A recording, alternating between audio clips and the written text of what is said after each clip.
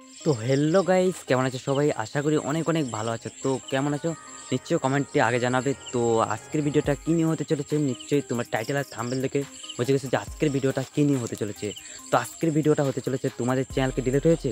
তাহলে খুব সাবধান, একটা চ্যানেল যদি ডিলিট হয় তাহলে তুমি আর ইউটিউবে কাজ করতে পারবে না। আজকের ভিডিওতে সেটা নিয়ে আলোচনা করব। তার জন্য আজকের ভিডিওটা একটু মাত্র স্কিপ করে দেখবে না, কারণ আজকের ভিডিওতেই তোমার যদি একটা চ্যানেল ডিলিট হয়ে থাকে তাহলে তোমরা এই ভিডিওতে জানতে পারবে কি হবে তোমার সাথে, ইউটিউব করতে পারবে কি নাকি ইউটিউবে আর ভিডিও করতে পারবে না, সেটা নিয়ে আজকের ভিডিওতে বিস্তারিত সমস্ত কিছু তোমাদেরকে বলবো। তার জন্য ভিডিওটা একটু মাত্র স্কিপ করে দেখবে না, একটু মাত্র স্কিপ করে দেখলে তোমাদের সাথেও আমার মতন হতে পারে। তোমার যদি চ্যানেল ডিলিট হয় তাহলে সাবধান হয়ে থাকো বন্ধুরা। তো ইউটিউবে একটা আপডেট এসেছিলো যে তোমরা জানো, সার্কামভেনশন পলিসি নামে একটা আপডেট এসেছিলো।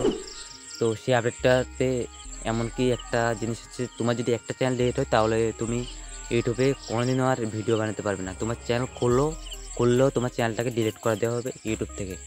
তো আমার একটা চ্যানেল ডিলিট করা হয়েছে, তা আমি এখনও তো ভিডিও শুরু করিনি, ইউটিউবে আর কাজ করা শুরু করিনি। আর সেই চ্যানেলটা ডিলিট হওয়ার পরে আমার ভাল লাগে না, তারপর আমার মনটা ভেঙে গেলো। আমি এত এত কষ্ট করে চ্যানেলটা মনিটাইজ করলাম, সেই চ্যানেলটা ডিলিট হয়ে গেলো, তারপর থেকে আমি ইউটিউবে কাজ করিনি।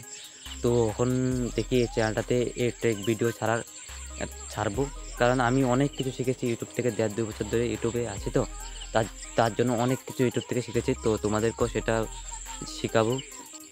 আবার অনেকজনে বলছে ইউটিউব থেকে চ্যানেল ডিলিট করার পর, যখন ডিলিট করা দেওয়া হয়েছে কপিরাইট স্ট্রাইক, কপিরাইট বা ইউটিউবের গাইডলাইন্স না মানার কারণে ইউটিউব চ্যানেল ডিলিট করা দেওয়া হয়েছে। তারপর তারা অনেক ইউটিউবার বলছে এই যে নতুন মোবাইল কিনে সেই মোবাইলে নতুন সিম লাগিয়ে তারপর ইউটিউব চ্যানেল খুললে ডিলিট হবে না। তো আবার অনেকে বলছে ইউটিউবে একদম কাজ করাই যাবে না। তো আমি সেটা এখনও ঠিক জানি না, কারণ আমি এখন চ্যানেল খুলিনি। তারপর যদি আমার সাথে যদি আমার একটা চ্যানেল ডিলিট হয়েছে, তো আমি এখন বুঝবো, যদি আমি চ্যানেলটা যদি আমার কিছু হয় তাহলে আমি বুঝবো যে আমি সত্যি চ্যানেল খুললেও কোনো ফায়দা নেই। চ্যানেলটাতে কাজ করলেও চ্যানেল ডিলিট করে দেবে ইউটিউব থেকে, একটা চ্যানেল যদি ডিলিট হয়। তো সেটা যদি ডিলিট হয় আমার চ্যানেলটা তাহলে বুঝবো।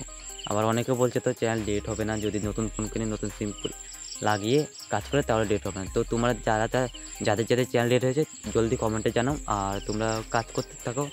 নতুন একটা সিম বানিয়ে মোবাইলটাকে রেজিস্টার করে সফটওয়্যার মেরে তোমরা সেই চ্যানেলটাতে কাম করতে থাকো, দেখো কি হয় একবার। তো বন্ধুরা, আশা করি আজকের ভিডিওটাতে এইসব কিছু জানার জন্য একটা লাইক করো।